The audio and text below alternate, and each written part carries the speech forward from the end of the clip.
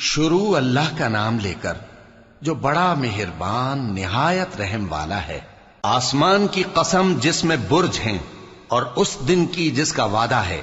اور حاضر ہونے والے کی اور اس کی جس کے پاس حاضر ہوتے ہیں، کہ خندقوں والے ہلاک کر دیے گئے، یعنی آگ کی خندقیں جس میں ایندھن جھونک رکھا تھا،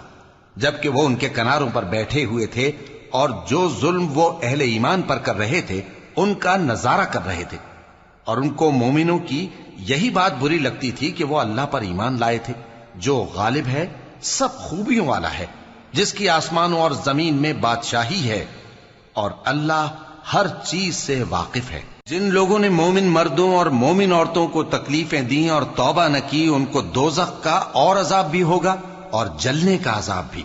اور جو لوگ ایمان لائے اور نیک کام کرتے رہے ان کے لیے باغات ہیں جن کے نیچے نہریں بہ رہی ہیں، یہی بڑی کامیابی ہے۔ بے شک تمہارے پروردگار کی پکڑ بہت سخت ہے،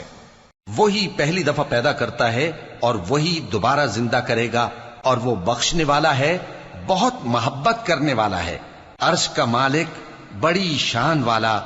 جو چاہتا ہے سو کر ڈالتا ہے۔ بھلا تم کو لشکروں کا حال معلوم ہوا ہے، یعنی فرعون اور سمود کا؟ اصل بات یہ ہے کہ کافر مستقل جھٹلانے میں لگے ہیں، جبکہ اللہ بھی ان کو ہر طرف سے گھیرے ہوئے ہے۔ یہ کوئی معمولی کلام نہیں، بلکہ یہ قرآن عظیم الشان ہے، لوح محفوظ میں لکھا ہوا۔